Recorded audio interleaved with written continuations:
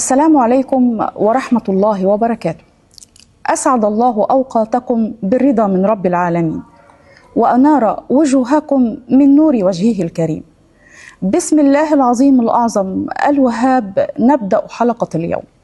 بسم الله الرحمن الرحيم. اللهم اغفر لي وهب لي من لدنك ملكا لا ينبغي من بعدي إنك أنت الوهاب.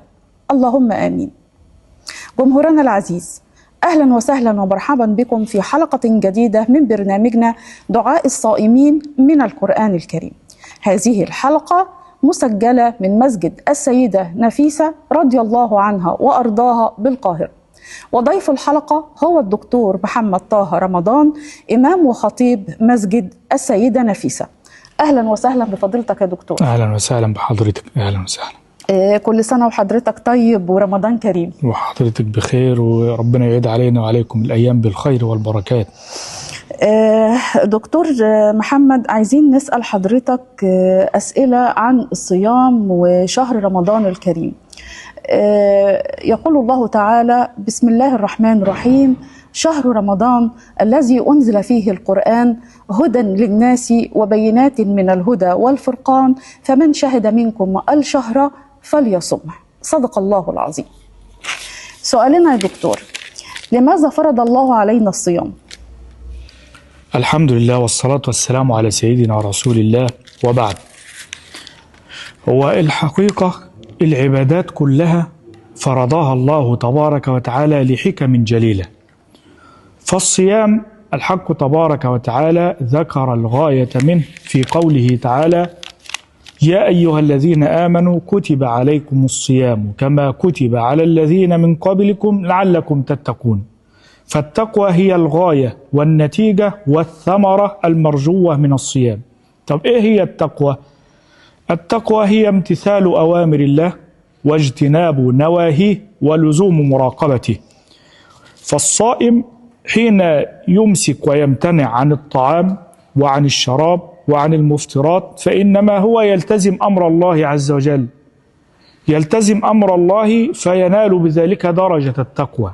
ولذلك الأمة الإسلامية حين تصوم الأمة الإسلامية تنال درجة التقوى، فتفتح لها البركات من رب الأرض والسماوات. قال تعالى: ولو أن أهل القرى آمنوا واتقوا لفتحنا عليهم بركات من السماء والأرض.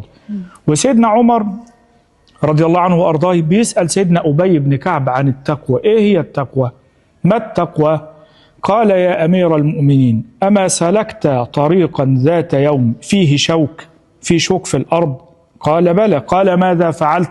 قال: شمرت واجتهدت، أي اجتهدت ألا تطأ قدمي هذا الشوك حتى لا يؤذيني. فبيمشي يعمل إيه؟ يركز في الطريق ويجتهد، يروح كده ويجي كده عشان ما لا يدوس أو لا يطأ قدمه الشوك فيصيبه ويؤذيه. فكذلك التقوى، تشوف أمر الله فين وتروح له، تشوف نهي الله فين وتبتعد عنه، وهكذا. فهذه هي التقوى، وهذه هي الحكمة الأولى. الحكمة الثانية كذلك الإخلاص، لأن الحق تبارك وتعالى قال في الحديث: كل عمل ابن آدم له إلا الصوم فإنه لي وأنا أجزي به. فالصيام هي العبادة الوحيدة التي لا يرائي فيها الإنسان. ممكن يرائي في الصلاة، يرائي في الصدقة ليقول الناس أنه من أهل الخير وأنه من أهل الإنفاق وأنه مصلي وأنه كذا، إلا الصيام فإنه لله، ما يقدرش يرائي فيه. ليه؟ لأنه حين يخلو بنفسه أمامه الطعام وأمامه الشراب وأمامه المفطرات ولا يراه أحد من الناس، ومع ذلك يلتزم أمر الله بالصيام. فهذا إخلاص العبادة لله عز وجل، وأمرنا به تعالى فقال: وما أمروا إلا ليعبدوا الله مخلصين له الدين حنفاء. إن شاء الله. طيب دكتور، عايزين برضو نعرف إيه هي الحكمة الاجتماعية من الامتناع عن الطعام والشراب. يعني ليه ربنا سبحانه وتعالى خلق حكمة من الصيام في الامتناع عن الشراب والطعام؟ هو حضرتك برضو البعد اللي حضرتك ذكرتيه بعد مهم جدا، وهو بعد اجتماعي.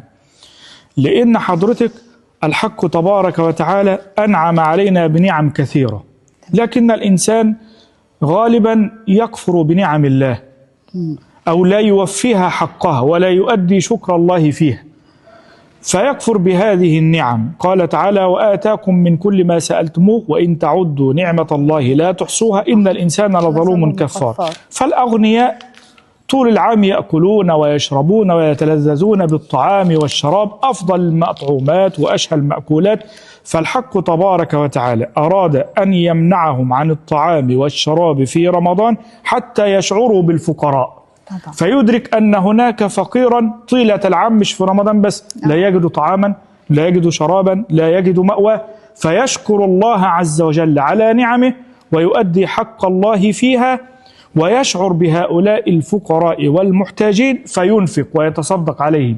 وذلك سيدنا يوسف عليه السلام وهو كان على خزائن الأرض كما نعلم، إلا أنه كان يكثر من الصيام، فقيل له: لما تكثر من الصيام وتحت يديك خزائن الأرض؟ فقال سيدنا يوسف عليه وعلى نبينا السلام: أخاف أن أشبع فأنسى الجائع. ما شاء الله. طيب دكتور، يقول الله تعالى: بسم الله الرحمن الرحيم: ادعوني أستجب لكم.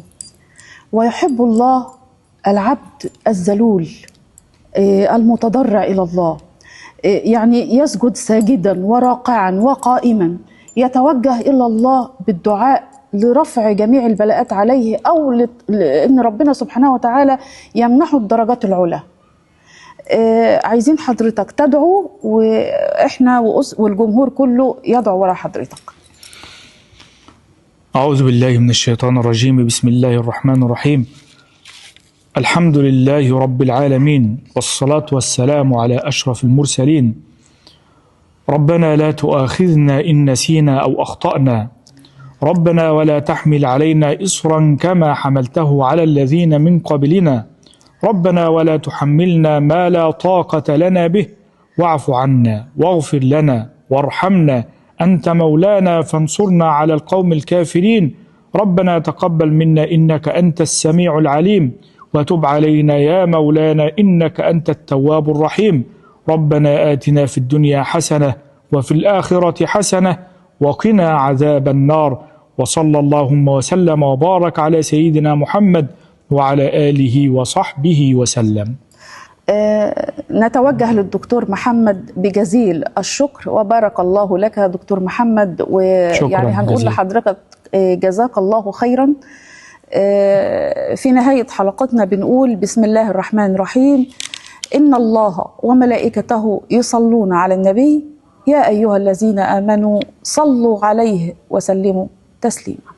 والسلام عليكم ورحمة الله وبركاته.